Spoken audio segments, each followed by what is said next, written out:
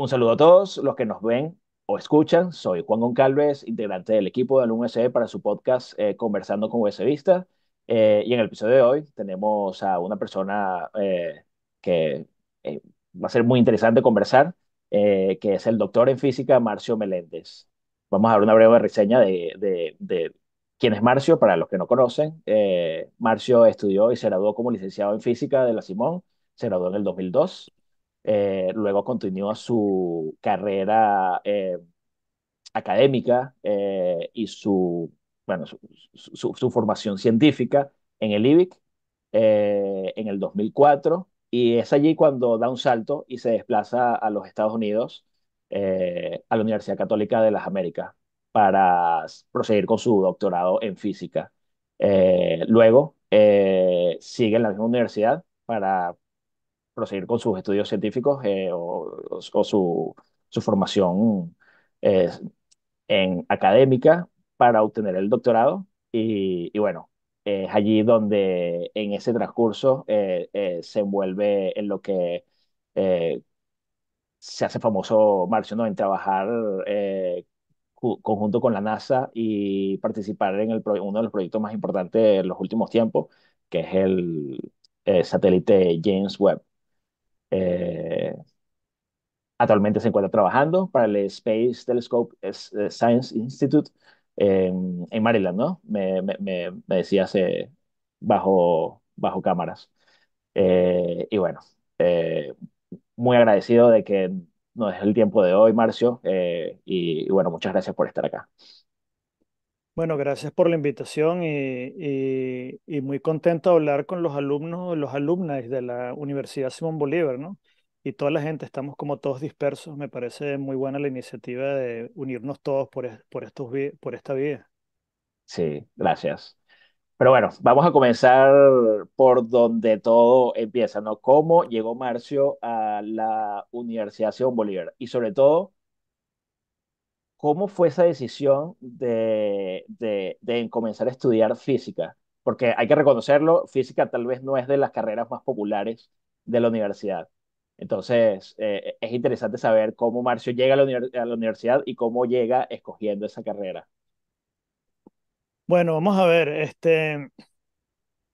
creo que es más fácil de lo que se piensa, porque resulta que mi mamá fue profesora en la Simón Bolívar, fue profesora, ya está jubilada, dio clases en la Universidad Simón Bolívar por más de 30 años de literatura.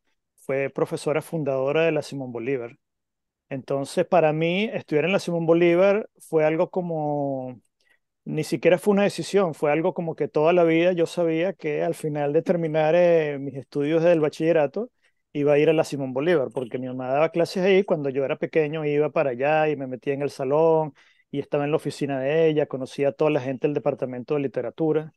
Este, entonces, desde ese punto de vista, para mí fue casi una decisión. De hecho, yo creo que no apliqué para ninguna parte excepto para la Universidad Simón Bolívar, porque era mi opción fácil.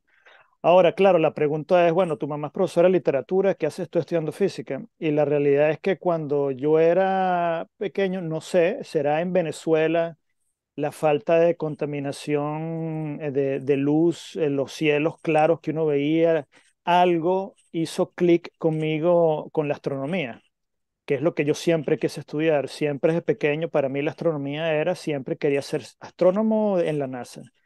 Y en Venezuela, realmente, por lo menos en la capital, donde estamos nosotros en Caracas, no había muchas opciones para estudiar astronomía como tal. Y la parte más directa de estudiar astronomía era realmente estudiando física, pensando que podía especializarme en astronomía, que fue lo que eventualmente terminé haciendo.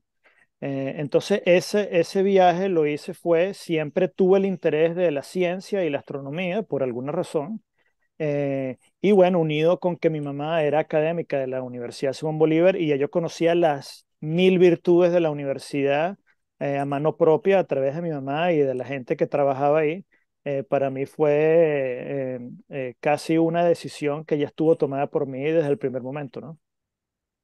Perfecto. O sea que ya tú tenías entre ceja y ceja que la astronomía iba a ser lo tuyo y el camino para eso iba a ser estudiar física, la licenciatura en física. ¿Qué tal fue el Claro, recorrido?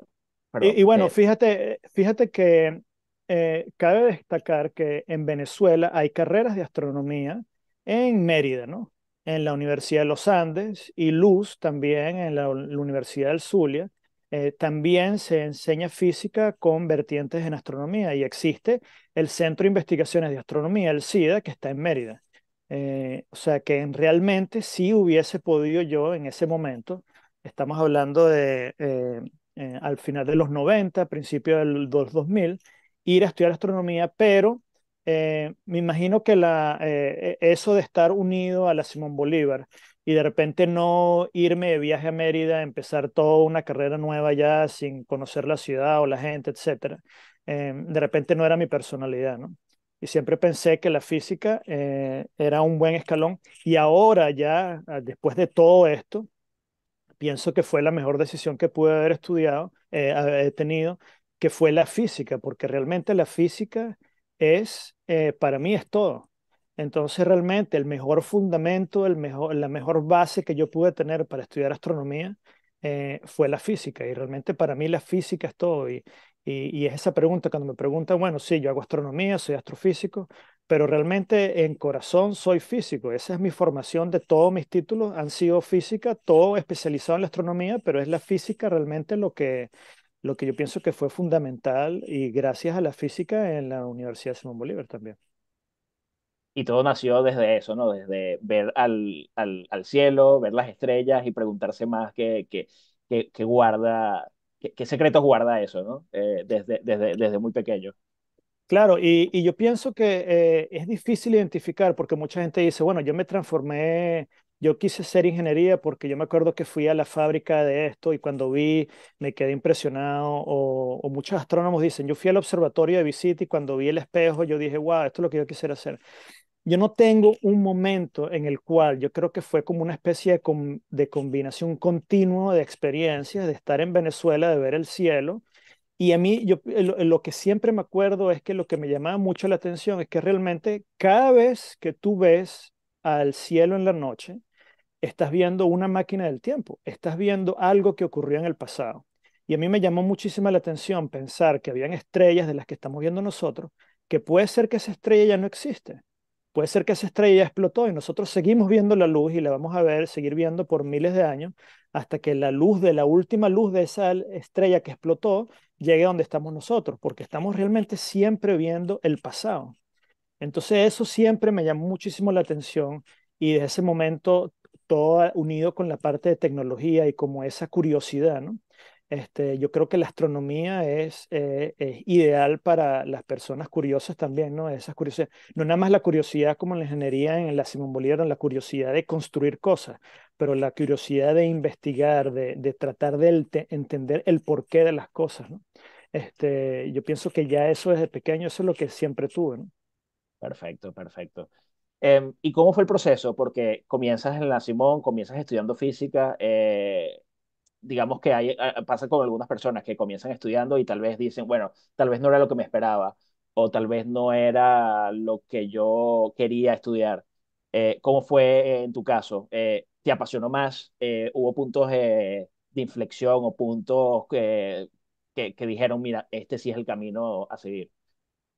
Bueno, cuando te cuente la historia, espero que la gente no lo tome como algo que se debería hacer, ¿no? Todas las historias son muy particulares, ¿no? Por supuesto. Pero lo que sí te puedo decir es que, y esto no se lo digo a mis hijos, ¿no? Que siempre toda mi vida fue muy mal estudiante. Pero no necesariamente porque no me gustara estudiar o no me gustara aprender, sino que el salón de clase no era para mí, no es para mí la concentración, estar poniendo atención. Siempre he sido más de investigar y entender las cosas a mi cuenta, de mi manera, por fuera, ¿no? Entonces siempre fui muy mal estudiante, lo cual fue muy gracioso en el sentido de que yo me gradué del bachillerato en el Colegio Emil Friedman con un promedio de 12 o 13, o sea, era muy mal estudiante. Sin embargo, logré pasar la prueba de actitud académica de la Universidad Simón Bolívar. Y eso que el porcentaje era un porcentaje alto el que se beneficiaba de esa prueba académica de las notas que uno tenía en el bachillerato. Entonces, Sí. con mi promedio de 13, y eso había hecho el propedéutico, las pruebas de preparación ahí en la universidad también antes, entré a la universidad siendo mal estudiante. Y claro, cuando uno entra, uno no deja de ser mal estudiante de la noche a la mañana, porque ser un estudiante es un proceso de formación que tú tienes realmente desde que estás en kinder. Tu organización mental, tu organización de trabajo, tu ética de trabajo, tus hábitos de estudio, etcétera. Todas esas cosas son cosas que tú tienes que ir aprendiendo a través de tu vida, de tu educación, y no de la noche a la mañana es muy difícil cambiar. Entonces yo en la Simón Bolívar me costó mucho las primeras materias porque básicamente estaba todo el tiempo yendo a reparación, no reparación, volví a ver otro trimestre, otra vez la materia y en el verano otra vez. Y así estuve trastabillando todo el tiempo. Sin embargo, como yo siempre quise estudiar astronomía y la física era lo mío para hacer eso, nunca me cuestioné, oye, ¿por qué si está saliendo mal en todas las matemáticas? Nosotros vimos matemática 1 a 7. Sí. Porque si todas las matemáticas, casi todas las raspaste en los trimestres, porque sigues estudiando, ¿no? Y yo realmente siempre me pongo a pensar eso y digo, yo pienso que nunca vi mis malas notas como una falla mía, sino simplemente una falla del sistema, ¿no? Y bueno, yo me ajusto al sistema y eventualmente iba pasando todas las materias, ¿no? Y me gradúo, etcétera. Claro. Eh, pero siempre tenía eso, ¿no? De que realmente nunca fui un estudiante, me costó mucho, pero nunca, nunca perdí la motivación de mi carrera de física ni de la astronomía. Y yo pienso que todo cambió cuando yo, estando en la Simón Bolívar, sabes que en Venezuela tenemos la modalidad de las licenciaturas, que es muy distinto afuera. Para la gente que está afuera, sabe que en muchos lugares están los bachelor, que son títulos de 4 años, etcétera. En Venezuela realmente nosotros hacemos una especie de bachelor con maestría, que son 4 más 1 año. En muchos casos yo tuve que hacer una tesis, por ejemplo, de investigación, con investigación original, ¿no? Y yo creo que eso fue lo que me terminó de cambiar a mí esa tesis. Yo tuve mi tutor de tesis, Claudio Mendoza, en el IBIC. Mientras yo estaba en la Simón Bolívar, yo hice pasantías en el 99, 1999 en el IBIC. Y en esas pasantías fue cuando yo empecé a estudiar la astronomía como tal. Y ahí fue como cuando las cosas me empezaron como a hacer clic de que realmente empecé a verle, como se dice, el queso a la tostada. Y Claro. yo pienso que a partir de ese momento, ya esos últimos años en la Universidad Simón Bolívar, sí logré aplicarme un poco más porque eran cosas más de mi carrera, cosas más interesantes, no eran todos los generales que uno veía al principio, sino ya como que empiezas a agarrarle un poquito más el ritmo a la cosa, con todas las faltas que yo tenía antes porque era un mal estudiante, y hay que decirlo claramente, ¿no? Por eso es que es importante, no es que tengas que ser un buen estudiante siempre, ¿sí? Pero sí tienes que reconocer la importancia de tener una disciplina cuando uno estudia, la disciplina de la educación. Y yo creo que eso es muy importante y la gente se da cuenta porque esa disciplina la llevas tú al trabajo tuyo, a tu vida cotidiana, ¿no? Sí. Entonces, ese fue para mí como, pienso que ese fue como el cambio, mi vuelta para llegar ahí. Ya. Sí, bueno, a ver, la universidad te enseña de una manera de resolver problemas, ¿no? De una forma muy abstracta, por eso ves tanta teoría, por lo menos cuando ves las 7 matemáticas, ves las 5 físicas, más las físicas que tienes que ver por tu carrera, digamos que empiezas a tener ese conocimiento o tratas de pensar de esa forma abstracta de resolver problemas, y es creo que al final lo que te queda, ¿no? Tal vez las fórmulas no te le van a quedar por memoria, o tal vez sí, pero sí la forma de resolver problemas es lo que te queda, y es ahí donde está tal vez la clave, cuando empiezas a ver que vas a aplicar tus conocimientos a algo que está pasando, a tu investigación o lo que sea, que es lo que te pasa. Y me mencionaste el IBIC. ¿Cómo llegaste al IBIC después de conseguir la licenciatura? Bueno, como mencioné, hicimos hice pasantías en el IBIC justamente mientras me graduaba y mi tutor de tesis era un investigador del IBIC, porque mi tesis era de astronomía, mi tesis era cálculos atómicos para plasmas astrofísicos.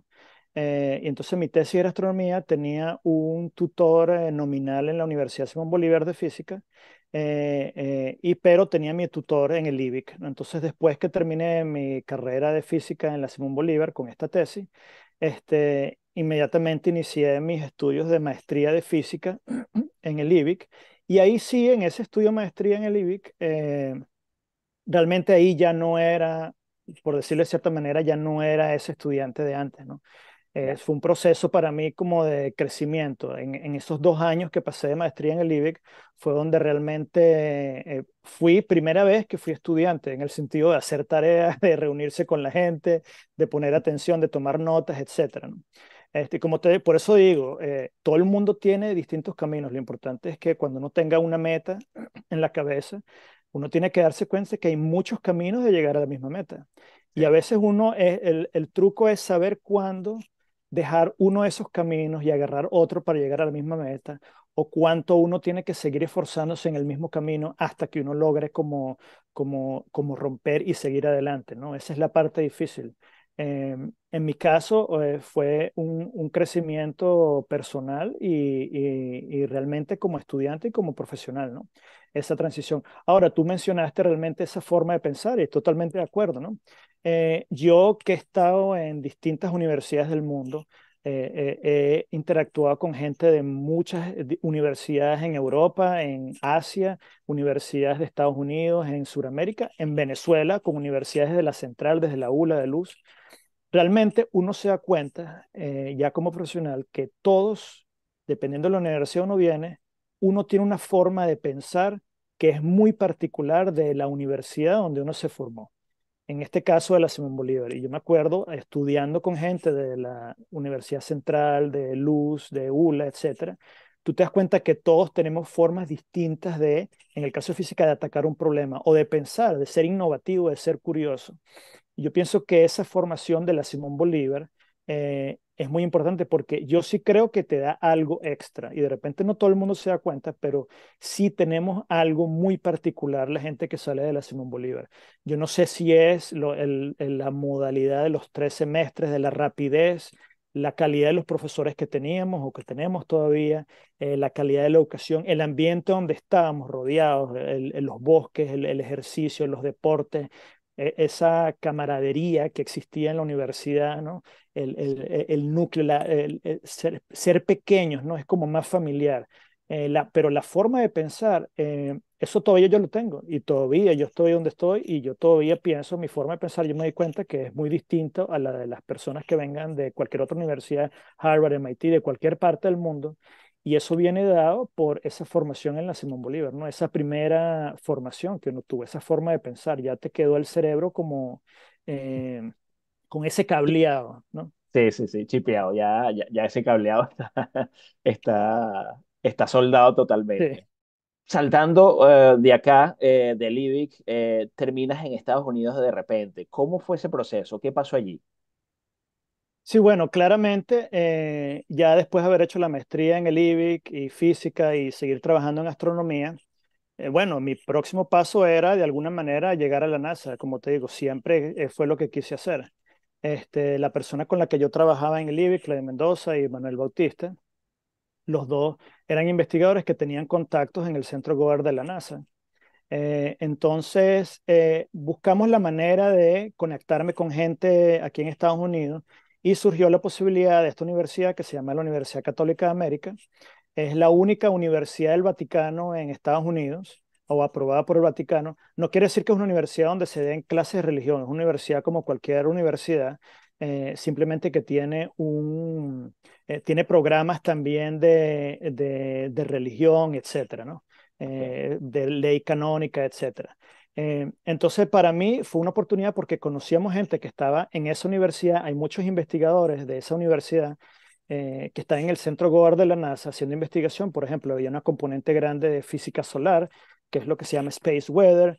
Había muchas componentes ahí interesantes. Entonces, bueno, yo fui para allá con esa idea, ¿no? Y fue gracioso porque al final del día, como todo, eh, eh, yo fui en el 2004, yo entré a la universidad en ese año 2004, fui a dar unas charlas sobre mi tesis de maestría del IBIC en el Instituto del Telescopio Espacial en Baltimore, donde estoy trabajando ahorita en el 2004.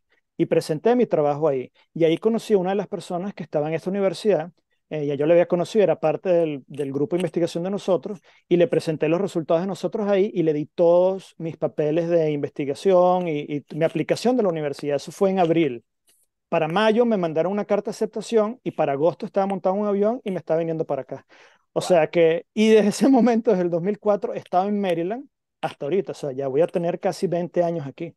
Wow. Entonces, para mí, entrar a la Universidad Católica, entonces, bueno, un poquito corto, entré a la Universidad Católica, como yo tenía mi maestría ya en la licenciatura, que realmente es una licenciatura con maestría en Venezuela, cuando yo entré a hacer las materias, etcétera, fue mucho más fácil todo. En 4 años terminé mi doctorado, en 4 años hice mi tesis de doctorado en física, en astronomía, sobre galaxias activas. Y esa tesis hizo que me dieran una beca de investigación en el Centro Goddard de la NASA como postdoctorante, es decir, con una figura de postdoc. Eso es lo que se llama el NASA Postdoctoral Program Fellowship. Ok. Eso era una beca de investigación para trabajar con un telescopio nuevo que se llamaba Spitzer, que es un telescopio en el infrarrojo. eh, y que es como era el predecesor del James Webb. Entonces todo empezó como a fluir a partir de ahí. Después de la NASA me fui a la Universidad Johns Hopkins, que es donde está el instituto en el mismo campus de la Universidad Johns Hopkins. Ahí hice otro posgrado, otra posición de postdoctorante, es decir, como un investigador invitado. Después me fui a la Universidad de Maryland y ahí estuve 4 años también como investigador en el Centro de Astronomía. Y después regresé al Centro Goddard de la NASA para trabajar con el James Webb, donde le di soporte a la misión del James Webb eh, en Houston, que fuimos a Houston, al centro Johnson de la NASA en Houston, donde se lanzó las misiones Apolo, donde se hicieron las pruebas de todas las misiones Apolo. Y después, básicamente, me fui al instituto para hacer todo el proceso de comisión de los espejos del telescopio James Webb. Entonces fue un camino que aunque parezca, o sea, al final siempre estuve en la zona, siempre es los contactos, la gente que tú conoces, y bueno, y realmente la ética que uno se formó en Venezuela, la ética de trabajo, eso de que siempre estar en lo mismo y siempre con el objetivo claro, ¿no? De poco a poco darle. Y claro, parece una historia muy exitosa, etcétera, pero si te das cuenta realmente, yo te hice un resumen de todas las cosas que tengo, pero no te da un resumen de todos los fracasos que tuve alrededor de todo ese tiempo, ¿no? Porque para llegar aquí tú aplicas a 50 lugares o aplicas a 10 y te rechazan de 9 y falta uno y de ese agarras y subes y vas poco a poco, ¿no? Entonces eso es lo que la gente tiene que entender. Sí, de repente yo ahorita estoy con el instituto, con el James Webb, pero ha sido un camino fuerte, ¿no? Un camino donde tú has tenido que lidiar con el rechazo, seguir adelante, de repente esto no es, te mueves por aquí, pero siempre más o menos manteniendo la misma idea en la cabeza, ¿no? Esa meta de qué es lo que uno quiere hacer, ¿no? Y bueno, y ahora no sé porque ya llegué a lo que quería hacer, estoy haciendo lo que quiero y entonces ahora no, ahora no sé cuál es la nueva meta. No, y seguir, ¿no? Desarrollando. Al final, Claro, esa idea de cuando yo era niño de ver el universo y maravillarse por esas cosas, claro, trabajar ahorita con el Yes Web, eso se multiplicó, ¿no? Ahorita no es que yo veo las estrellas, veo otras cosas y pregunto por qué, qué es lo que está pasando. Entonces, bueno, ¿qué es lo que sigue? Las nuevas misiones. Tenemos nuevas misiones que vienen a explorar, porque en la ciencia, como esas misiones, se construyen en función de los descubrimientos de las misiones que ya existen ahorita, ¿no? Entonces tú vas creando, porque lo importante no son las respuestas que tú crees que vas a responder ahorita, lo importante son las preguntas que ni siquiera tú sabes que existen. Son las respuestas de preguntas que tú todavía no sabes que existen, ¿no? Que es lo nuevo claro, que se está descubriendo, ¿no? Eso es lo interesante. claro. Muy bien, Marcio. Emocionante.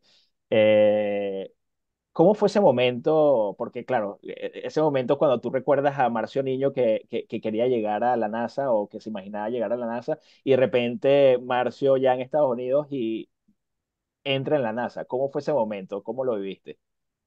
Sí, bueno, a nivel personal fue muy gratificante, ¿no? Obviamente llegar hasta ahí. Desde un punto de vista práctico, lo primero que hice fue tomar fotos de mí enfrente del logo de la NASA que está afuera, tomar Obvio. fotos a todo, ver los edificios y uno dice, wow, no creo que pueda estar aquí. Y después viene un proceso donde tú logras de cierta manera difuminar esa concepción que tenemos nosotros idealizada de la NASA de las películas, ¿no? De Sí, los científicos así o de cosas ocultas que tienen por aquí y tal y qué sé yo. Entonces, empezar a lidiar un poco más con lo cotidiano, ¿no? De lo cotidiano puede ser el edificio donde estaba yo no tengo una oficina, tenía un cubículo donde estamos todos metidos. O tenía una gotera al techo y lo están arreglando, o el estacionamiento está full y tengo que pararme por allá. O sea, esa cotidianidad lo único que sí es cierto es que el nivel de las personas que trabajan ahí es un nivel objetivamente alto. Son personas que son realmente inteligentes y no es nada más la inteligencia, ¿no? Porque realmente en este mundo hay mucha gente inteligente. Es, es la capacidad de seguir, de enfocarse en lo que les gusta, ese amor a la ciencia, a la astronomía, en el amor al trabajo que ellos hacen.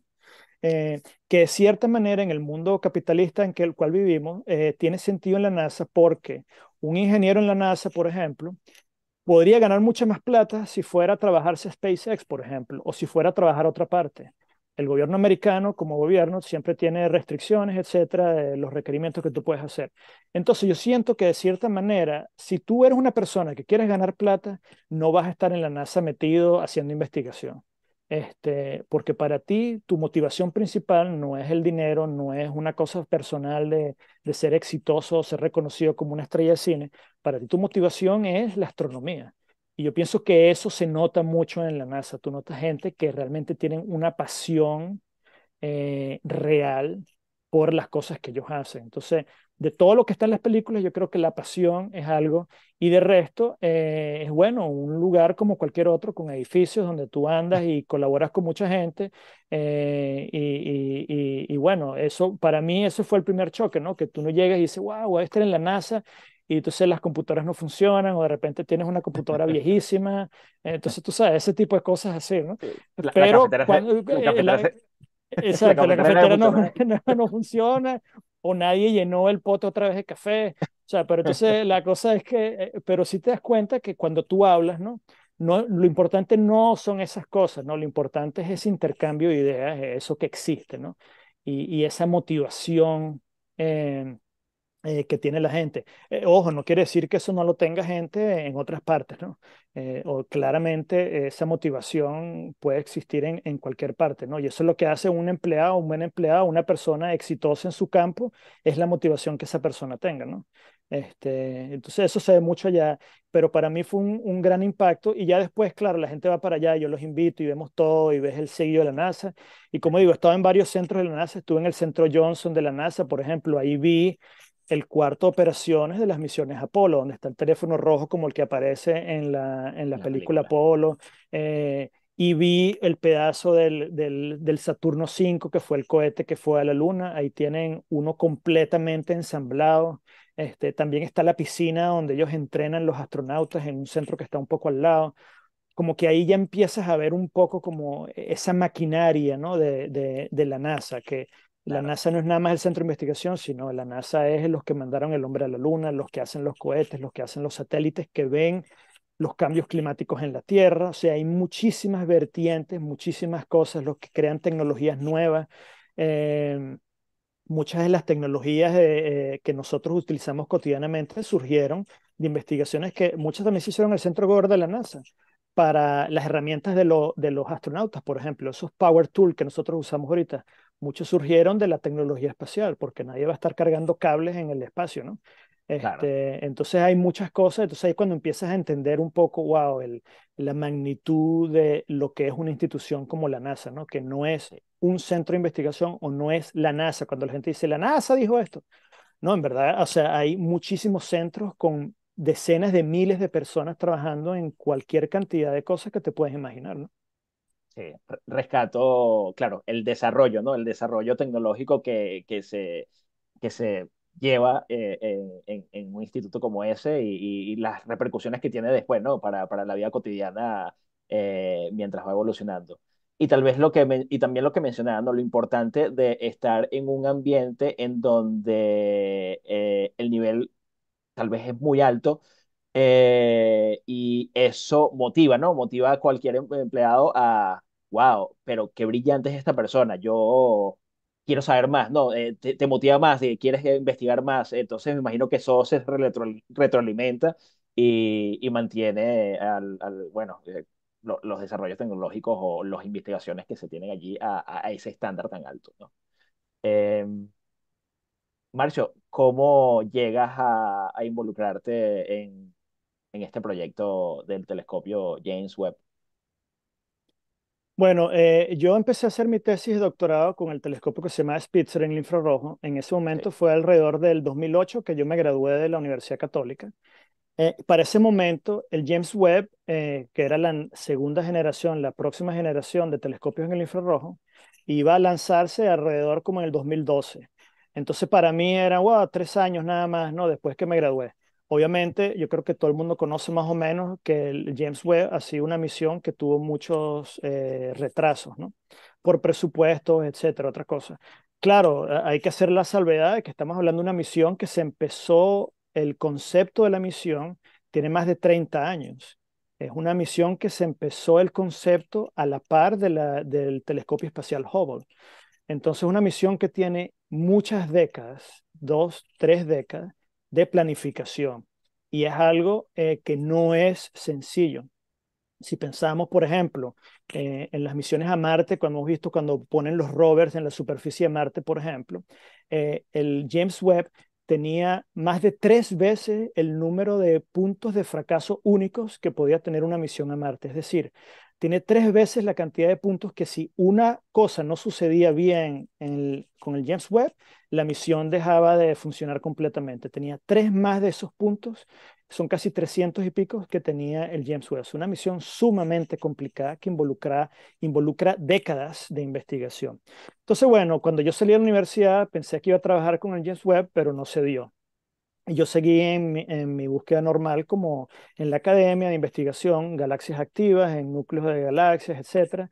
Eh, y eventualmente, ya cuando yo quise quedarme en Maryland y no seguir buscando posiciones de postdoc, para la gente que oye, gente sabrá lo que es más o menos un postdoc. Un postdoc es una persona contratada haciendo investigación en las universidades, pero básicamente un postdoc puede tener duraciones de 1 año, 2, 3 años, ¿no? No son posiciones fijas como un profesor en una universidad. Y ya de cierta forma, ya en el 2017, después, no, el 2015 de haber estado ya en la Universidad de Maryland por 4 años, decidí regresar al Centro de Goddard de la NASA porque se había abierto una posición para trabajar con el James Webb en la parte de óptica.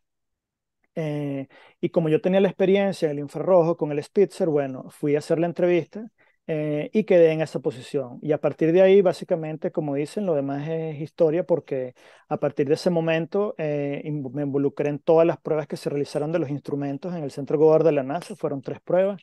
Y después las pruebas que se realizaron al vacío en el Centro Johnson de la NASA. Eh, y después de ahí, cuando ya terminamos de construir el telescopio como tal, básicamente me fui al instituto porque en el instituto me dijeron, mira, o sea, tenemos esta posición, necesitamos gente, para mí era algo ya más lógico, ¿no? El instituto es ahora el centro de operaciones del telescopio James Webb. Entonces, ok, cuando yo llegué al Instituto del Telescopio Espacial, yo llegué con el objetivo mío era hacer la comisión de los espejos. Es decir, si tú imaginas el James Webb, es un telescopio grande que tiene segmentos, es de segmentos, tiene 18 segmentos. No es un espejo único, como la gente podrá imaginarse en los telescopios, ¿no? Entonces mi trabajo con un grupo grande de gente era asegurarnos que todos los espejos, esos 18 espejos que tiene principalmente el telescopio, se comportaran como un solo espejo. Esos son movimientos muy pequeños, son movimientos del orden de agarrar el cabello humano, el grosor de un cabello humano y dividirlo en 10.000 partes. Esas wow, son las precisiones a las cuales nosotros estamos manejando. Sin embargo, sin esa precisión, esa precisión es lo que hace que tú puedas o no detectar la atmósfera de un planeta fuera de nuestro sistema solar. Entonces, esos son los niveles de sensibilidad que tenemos nosotros y manejamos con el telescopio, ¿no? Pero ya a partir de eso fue donde yo me involucré con el telescopio después que terminé de la Universidad de Maryland. Fui para allá y para mí era algo natural porque desde el 2008 que me gradué siempre mi idea era trabajar con el James Webb porque era la próxima generación.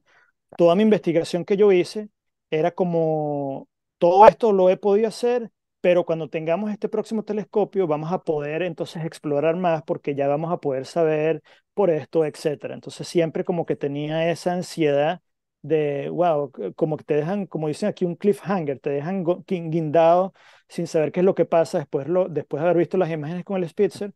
Y ahora con el James Webb, ahora ya entiendo qué es lo que pasa. Por fin agarras la segunda parte de la película, ¿no? claro, claro, muy bien. Me imagino la emoción. A ver, si uno ni trabaja en la NASA, ni siquiera en ese campo, se emociona cuando de repente fue la noticia, ¿no? De que despegó y bueno, el telescopio pudo seguir su rumbo pautado. ¿Cómo fue la emoción tuya en ver eso, ¿no? En que todo ha salido como debería haber salido. Sí, bueno, es indescriptible, porque además es una emoción con nervios, ¿no? Porque Claro. ya en ese momento teníamos años trabajando con la misión y cuando yo empecé a trabajar con el James Webb, yo decía, oye, qué interesante todo lo que pasa, wow, esto es buenísimo. Y mientras más trabajabas, tú dices, uff, esto es bien difícil de lograr. Si esta misión vuela bien, va a ser dificilísimo. Y cada vez que vas trabajando, te das cuenta que hay 2000 mecanismos que se tienen que mover. Hay brazos robóticos, están los espejos que se mueven, todos 190 grados de libertad, todo lo que está pasando. Y dices, wow, no, no lo van a poder hacer. Esto está demasiado difícil. Y Tu nivel de mientras empezó, pesimismo. es decir, sí, claro, mientras más uno conoce las cosas, cuando uno no conoce nada, dice, sí, claro, se puede hacer. Pero mientras más conoces, tú dices, wow, esto está difícil, ¿no? Ok, vamos a esperar qué pasa.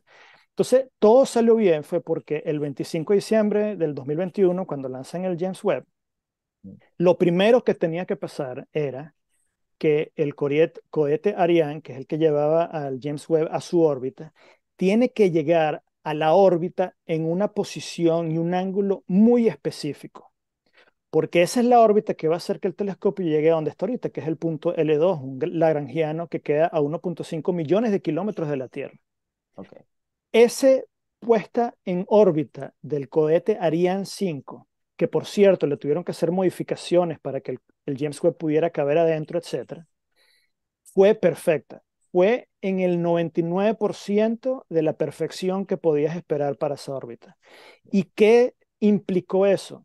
Eso implicó e implica que el James Webb tiene ahorita combustible para mantener su órbita por más de 20 años. Un poco que esa órbita que el Ariane 5 no hubiese puesto al James Webb donde estaba, el James Webb hubiese tenido que usar más combustible para llegar bien a la órbita que quería y eso hubiese sido menos combustible para la misión. Entonces ya desde el principio salió con casi 100%, es decir, logró perfecto, una puesta en órbita perfecta. Y a partir de ahí, todos los 2000 mecanismos que tenían que desplegarse, todas las cosas que tuvieron que haber pasado, sucedieron una tras otra de la mejor manera posible. Hubo problemas, pero por cada procedimiento que existe en el James habían 10 contingencias por detrás para solventar los procedimientos. El proceso mío de creación, de alineación de los espejos, nosotros creamos más de 40 procedimientos y yo soy autor de aproximadamente 20, 30 procedimientos para eso, de los Wow. cuales encima de eso teníamos otros 20, 30 procedimientos más en casos de contingencia. ¿Qué pasa si este espejo no se mueve? ¿Qué pasa si este instrumento no funciona? ¿Qué pasa si esto no está? Y nosotros durante los 2 años, 3 años anteriores a la misión estuvimos practicando todos los días ese proceso, desde el principio hasta el final.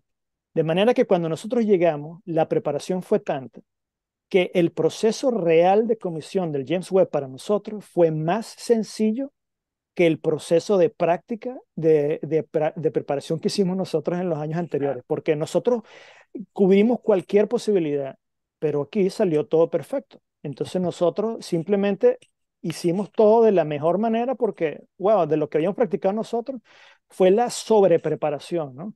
Uno no puede estar sobrepreparado, pero digamos, esa preparación extra que hicimos Claro. nosotros sobre todo, que creo. Entonces, para mí, la emoción de ver que todo, primero, no nada más de que todo iba funcionando, sino que además los procedimientos, los métodos que habíamos nosotros desarrollado y practicado, se llevaron a la cabalidad de que funcionaron exactamente al 100% con las expectativas. Este, entonces, claro, una mezcla entre emoción con nervio, con todo, ¿no? Y ahorita uno ve las imágenes del James Webb y uno dice, wow, o sea, realmente ha revolucionado la astronomía como la conocemos en este año y medio de operaciones nada más. No tiene ni Claro. siquiera 2 años de operaciones. Hay un precedente, Marcio, no sé si nos lo puedes decir, pero hay un precedente en donde no hayan salido las cosas tan bien y haya tenido que el grupo que estaba a cargo trabajar más de la cuenta o trabajar de verdad para lo que estaba preparado si salía algo mal. Hubo varias cosas, pero nada que hubiese sido algo que en decremento de la misión como tal. De hecho, la misión como ahorita está, las especificaciones de la misión en general, no nada más la óptica, sus instrumentos, etcétera, todo ha cumplido exactamente los requerimientos de la misión y ha estado muy por encima de lo que se requiere. Es decir, un desarrollo, una operación mucho más eficiente de la que de la que se requería para una misión como esa. Ahora, sin embargo, sí existen precedentes y eso es de las cosas que se aprendieron ahorita con el James Webb. ¿Cuál es el precedente más famoso de estas misiones? El telescopio espacial Hubble. Cuando el telescopio espacial Hubble fue lanzado en los 90, las primeras imágenes que vinieron del espacio estaban las galaxias borrosas. Entonces eso fue, claro, de cierta manera fue un choque para la NASA, ¿no? Porque las primeras galaxias tenemos un telescopio en el espacio, el primer telescopio espacial. ¿Por qué es importante? Porque los telescopios en la Tierra tienen la atmósfera. Entonces es como que tú estuvieras viendo el espacio y como que te cayó un sucio en el ojo todo el tiempo. En Claro, cambio, en el espacio tú no tienes la atmósfera. Para ti, la sensibilidad, la resolución que tú tienes es muchísimo mejor, con todo y que el telescopio del Hubble es pequeño, son 2 metros. El James Webb son 6,5, pero es un telescopio pequeño, es un telescopio del tamaño de un autobús. Pero la resolución es muchísimo mejor que un telescopio que tienes aquí en la Tierra porque no tienes la atmósfera. Entonces, ¿qué es lo que pasa? Las primeras imágenes tenían que haber sido extraordinarias y el problema fue que las imágenes que vinieron fueron borrosas, fuera de foco, literalmente fuera de foco. ¿Qué es lo que pasó? Que esos espejos se pulen con una precisión gigantesca, una gran precisión. Es decir, imagínate, no sé, las analogías son como si tú tuvieras, si la Tierra, si el planeta Tierra fuera la superficie del espejo, la precisión del espejo en la Tierra, como tú la ves ahorita, no conseguirías una montaña más grande de 3 milímetros de altura, por ejemplo. ah, Esa es la precisión que tú tienes que tener para la óptica, ¿no? Y fue muy precisa. Sin embargo, uno de los aparatos que controlaba la precisión de la pulitura del espejo no estaba bien calibrado. Entonces fue precisamente, pero precisamente mal pulido, ¿no? Entonces ese cambio en el foco del telescopio fue lo que hizo que las imágenes salieran fuera de foco. Y esa fue la primera misión de servicio de los astronautas al telescopio espacial Hubble. El telescopio espacial Hubble orbita la Tierra y todavía está en operaciones, y el instituto también lo maneja. El telescopio espacial Hubble todavía orbita la Tierra y la primera misión de astronautas a reparar un telescopio o reparar un instrumento fuera fue la del telescopio espacial Hubble. ¿Y qué hicieron ellos? Cambiaron las cámaras, cambiaron todo, y entonces en ese momento sí, una vez que cambiaron las cámaras para compensar con la falta del foco en el espejo, las imágenes llegaron perfectas como se pensaba. Entonces ese es un caso donde entonces el James Webb aprendió y por eso mencioné varias veces ya que hicimos pruebas del vacío en el centro Goddard y pruebas del telescopio completamente en el centro Johnson de la NASA, donde pusimos al telescopio con los espejos, los instrumentos y le iluminamos con luces y lo medimos, lo enfocamos, lo medimos las cosas para no volver a tener eso. Eso fue una de las lecciones de algo que realmente fue catastrófico, si queremos decirlo al principio, ¿no? Imagínate que tú gastes billones de dólares en ese momento en una misión y las primeras imágenes llegan borrosas, como sería el telescopio de un niño que sacas ahí no sé, en Walmart. Entonces llega pero bueno, lo arreglaron porque sabían exactamente qué pasa y el algoritmo que usaron para arreglar esas imágenes, que se llama, es un algoritmo de recuperar la fase del frente óptico del telescopio, son los mismos algoritmos que estamos usando nosotros en el James Webb para mantener su alineamiento. Entonces, sí hay un antecedente del cual aprendimos muchísimo y yo creo que fue la razón por la cual esta misión fue un éxito, ¿no? claro, claro, muy bien. Buenísimo, Mar- Marcio. Bueno, ya lo comentabas al principio, que digamos que ya cumpliste todos estos sueños y tal vez como que lo que viene no se sabe muy bien, pero si nos podrías decir cuáles son las metas de Marcio al cumplir o cuáles son las metas que tiene Marcio de aquí pequeño a mediano largo plazo. Bueno, aprovechar el James Webb, aprovechar la ciencia. Quisiera empezar a utilizar el James Webb más para mi investigación científica, poder contribuir, poder descubrir algo distinto, nuevo, ¿no? Eh, y fuera de eso, trabajar en las próximas misiones. El equivalente al James Webb en cuanto a lo ambicioso del proyecto y a lo que puede regresar desde el punto de vista científico en la astronomía es una nueva misión que se llama el Roman Grace, el telescopio Roman Grace, eh, que es un telescopio un poco distinto al James Webb, pero es un telescopio para estudiar la materia oscura, propiedades en el universo, un poco de cosmología, o también ver un poco sobre los planetas, planetas fuera de nuestro sistema solar.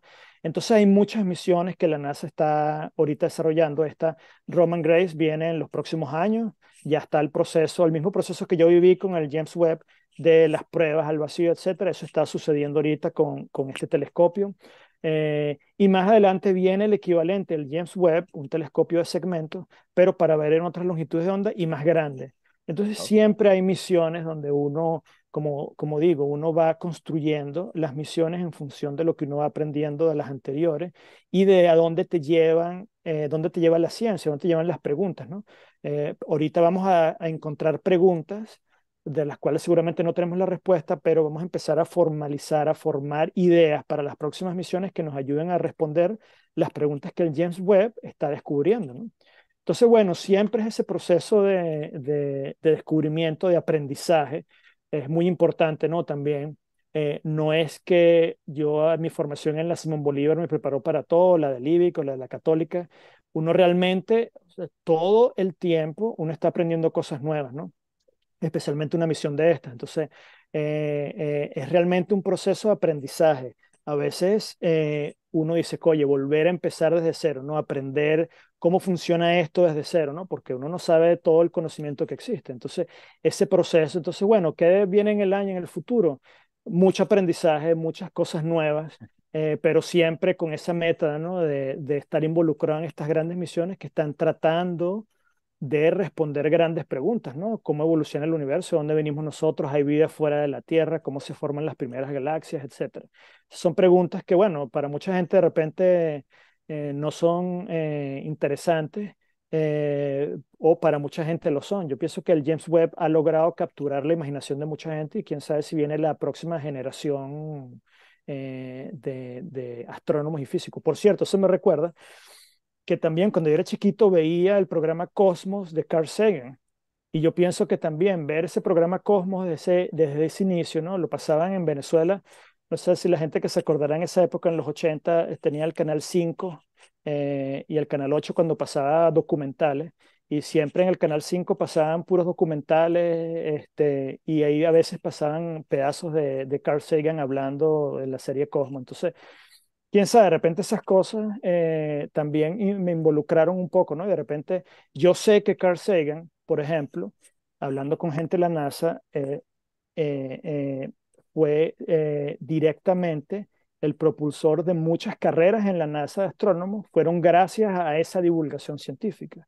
Ahora yo veo en YouTube, en TikTok, mucha gente hablando sobre astronomía y ciencia. De repente ahí viene una generación de gente joven que se va a empezar a interesar en este tipo de cosas, en la ciencia, no nada más astronomía, en la ciencia en general, ¿no? La tecnología, este, a través de esa difuminación de la ciencia que ahorita existe a un nivel mucho más amplio que el que podía existir yo viendo una televisión con antena en el canal 5 a las 8 de la noche, ¿no?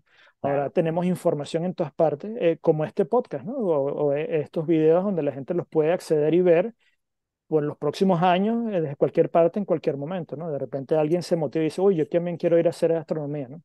Eh, exactamente. Sí.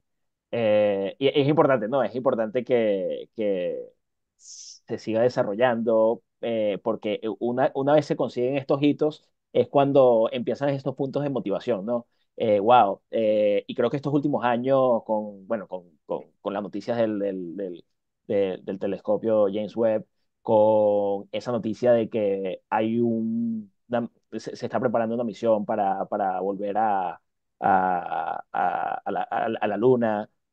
ese tipo de cosas. Esas son cosas que van motivando a la gente wow, va- vamos a trabajar o vamos a estudiar sobre esto un poco más. Esa retroalimentación que se da. Buenísimo, Marcio. Gracias por eso. Última pregunta y, bueno, o tal vez de estas últimas dos preguntas, ¿qué enseñanza o recomendación le das a esas personas que están en la Simón, recién graduadas o están estudiando o a punto de graduarse? ¿Qué recomendación, cuál es el consejo que Marcio les da a estas personas?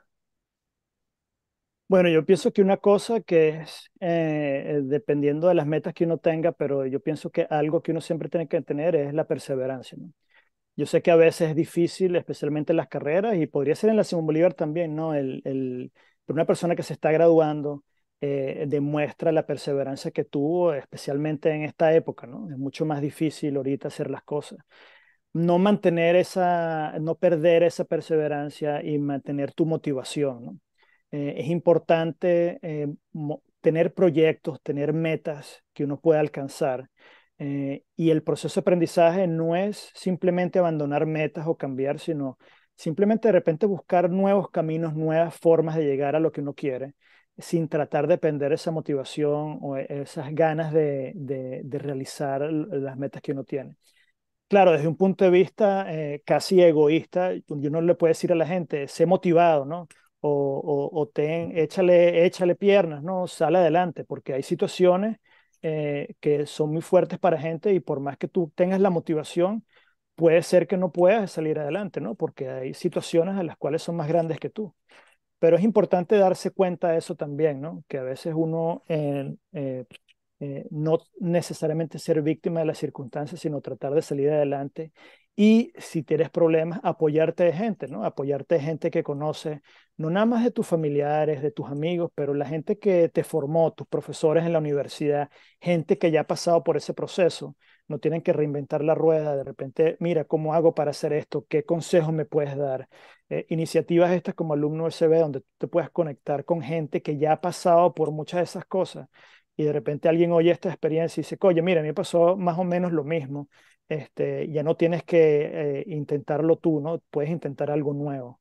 Entonces yo pienso que es importante mantenerse motivado, la perseverancia, tratar de utilizar el apoyo de tus familiares, de tus amigos, de la gente que te formó a ti, de tus profesores, para salir adelante. Y bueno, tratar de desarrollar tu ética de trabajo, ¿no? Desde muy inicio, porque eso se nota cuando una persona trabaja bien, cuando una persona está motivada, quiere hacer sus cosas bien. Eso lo va a notar cualquier persona. Y eso siempre lo notó la gente que contrataba a la gente de la Simón Bolívar. La gente siempre notaba que la gente de la Simón Bolívar tenía algo distinto. Y yo sé que la gente se pone a pelear que si cuál es la mejor ingeniería, pero realmente al final cuando tú hablabas en los lugares que contrataban ingenieros o científicos de la Simón Bolívar, ellos saben que esa gente es distinta y tenía una forma, algo que era distinto. Entonces, valorar eso que uno tiene y seguir adelante. Parte de los objetivos del podcast también es quebrar esas barreras, ¿no? De mostrar historias como la tuya, donde y transmitirle a las personas de que sí se puede, de tal vez veas estos caminos un poco difícil, pero ver esta historia como una fuente de motivación y decirte a ti mismo que sí se puede, ¿no? De que se puede conseguir esas cosas que tú anhelas. Y bueno, aquí están los caminos. Tenemos más de 30 capítulos ya con historias distintas, pero que todos tienen como una especie de denominador común en donde hay barreras que se quebraron y se consiguieron esas cosas que se querían conseguir o las metas que cada uno quería conseguir. A veces por caminos distintos, como tú bien lo dijiste, pero siempre con esa perseverancia y siempre con esa motivación y ese sueño de conseguir lo que se quería. Eh, Marcio, también otra de las cosas que queremos con este podcast es ayudarnos a esas personas que están estudiando, que están en la universidad. Sabemos que la universidad no pasa por su mejor momento en cuanto a presupuesto, en cuanto a profesores que se van, porque bueno, digamos, no, ya no pueden existir con el sueldo que tienen. La situación en cuanto al espacio físico, a cuanto al transporte. Y bueno, estamos haciendo un esfuerzo a través de Alumno USB de mantener ese nivel de la universidad en todos estos aspectos, tratando de llegar a todas las personas y hacerles entender de que esas personas que están estudiando ahorita pueden ser el próximo Marcio que va a trabajar en los próximos proyectos en la NASA o en cualquier otro campo de las ciencias o de la tecnología. Algunas palabras que quieras dedicar tanto al USB y a la comunidad USBista. Sí, bueno, siempre voy a ser parte de la Universidad Simón Bolívar. Desde antes que fui estudiante ya era parte de la universidad. Para mí es un lugar único, especial. Y claro, imagínate, qué lástima le da a uno ver a veces la universidad, la situación por la que está atravesando. Eh, y por eso es que te digo que no es nada más decirle a los estudiantes, échenle piernas, salgan adelante, porque entendemos que hay limitaciones que están por encima de los buenos deseos que uno puede tener.